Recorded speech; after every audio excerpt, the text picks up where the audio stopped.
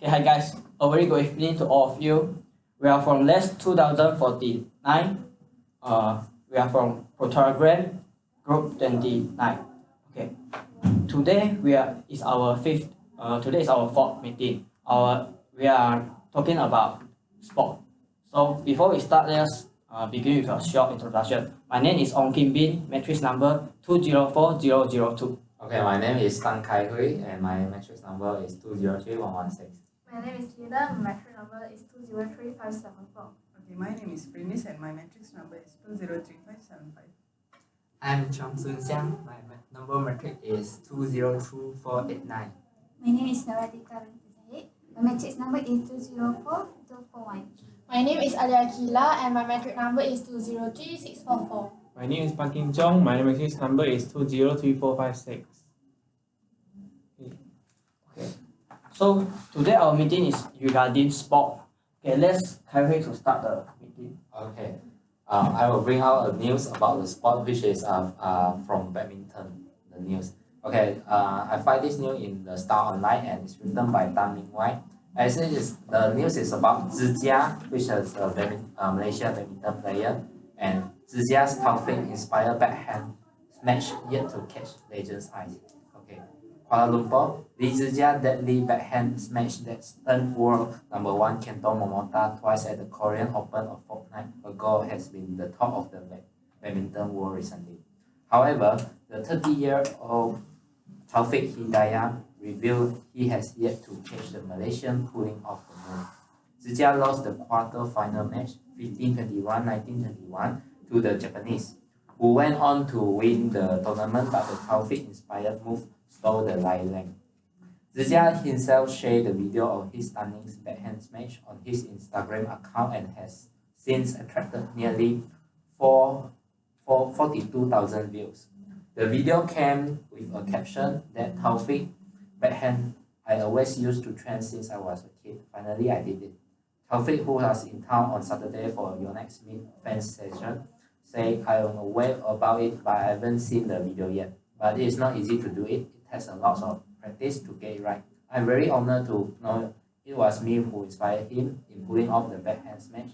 While Taufik admitted that he doesn't follow Zhijia's progress, and he hopes the world number 15 can be the answer to Malaysia's frustrating search for the next Lee Zhongwei.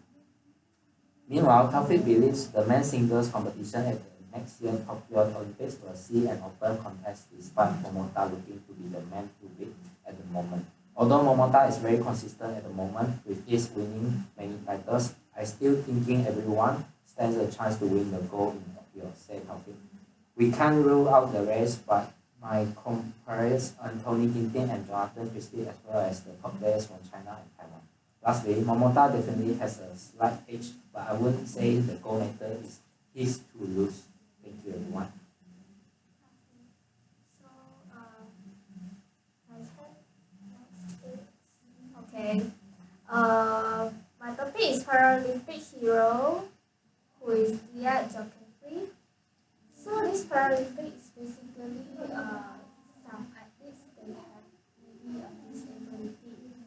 So Zhijia have a learning disability to study. So that's why he is listed as the disabled person.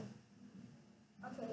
So he created history at the KL Games, which is the first disabled Malaysian athlete to winning gold in 2017 at National Stadium Bukit Jalil for shot put. So here I want to share with you guys what does shot put means. Shot put is a track and field event involving putting a heavy spherical object, the shot, as far as possible. So they have to throw the very heavy spherical objects. So for a person who is disabled, it's kind of hard for them to do this. Here is the record he did before. He broke the world record in the World Para Athletics in London. His result is with a throw of 17.29 meters. This is actually very shocking to everyone. Next, he surprised everyone in the Thailand Open in June 2017. Result is gold medal with a throw of 17.06 meter. Although 17.06 or 17.29 meter for us is a very short distance, but for them athletes, they have made a huge impact, and they really think that what they did help to improve our names and also let more people to know that Malaysia is a very good country in sports, although they are disabled. That's all for me. Okay, hello. Hello everyone. Okay, now I'm going to talk about a squash player. Her name is Ying. I took this article from the Stars. Okay. Ying is a national junior squash player. Her full name is Yi Zini, and she's just 15 years old, and she's a Sabahan girl. She's actually the rising star is bent on breaking the world's top 100 standing before the year ends. She has shown her potential by reaching her first career Professional Squash Association (PSA) final at the Sukian International Classic in China when she stunned her senior Chan Yuen in the semi-final before losing to world number 59 Li Khai of Hong Kong. So after a week later, Ying reached the final of the Aining Open in China. So these two results saw her leap from 238 level to 144 within a month. So she reached a higher ranking actually. So Ying said her defeat to Ira had been a blessing to disguise. Okay, her coach, who is Sharil Sahidan, is confident Ying can break into top 100. In fact, he has earmarked her to win the girls under 17 title at the British Junior Open in January next year. She is the main focus in Malaysia among the junior national squash player. That's all from me. Okay, today my topic is the gateway for future champs. Is from Metro News. Is about community sports from the start.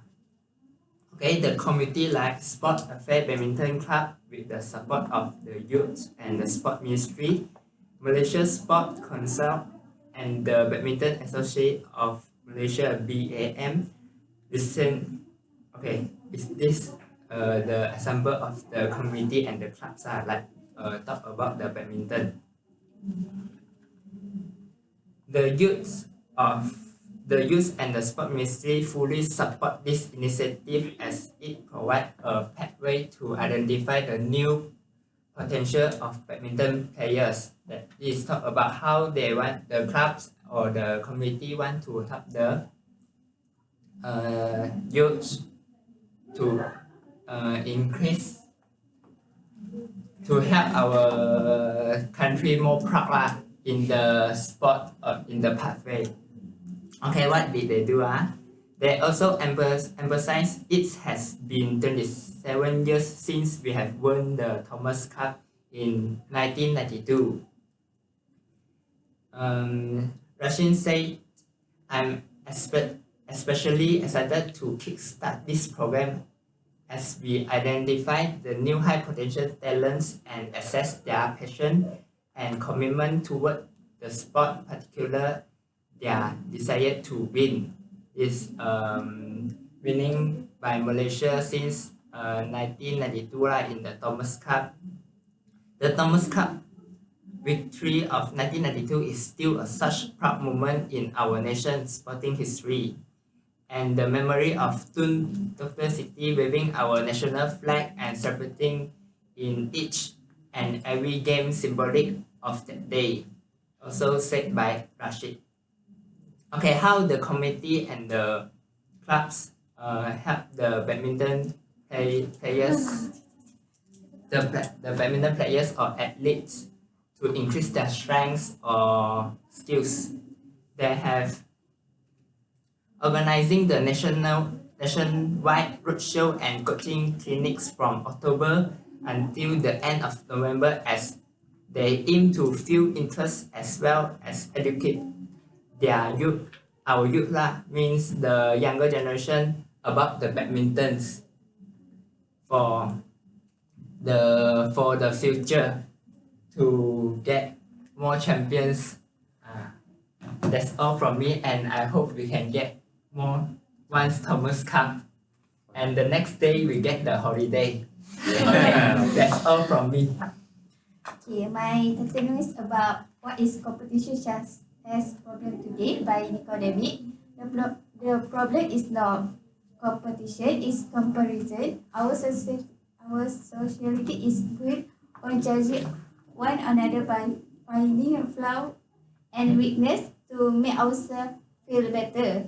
We think that if we don't stand up, we are nobody.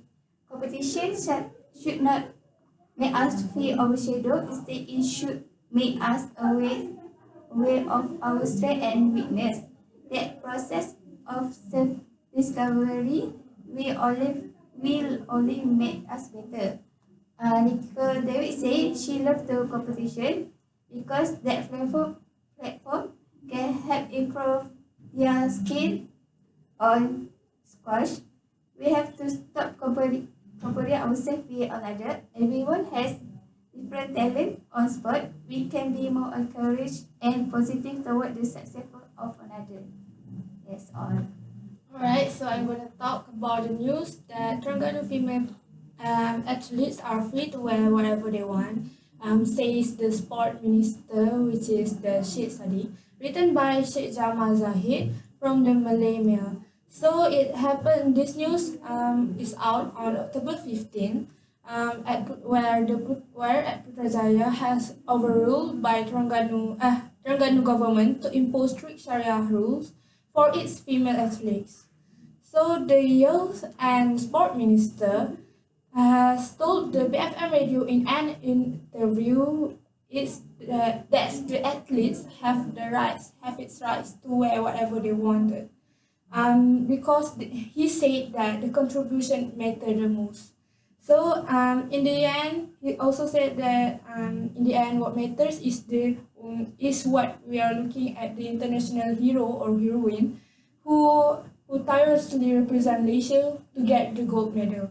So Sheikh Sadiq met the Terengganu Youth Development Sports and Non-Government Development Committee Chairman, which is Wan Sukairi Wan Abdullah, immediately after the state plans to ban the rhythm gymnastics.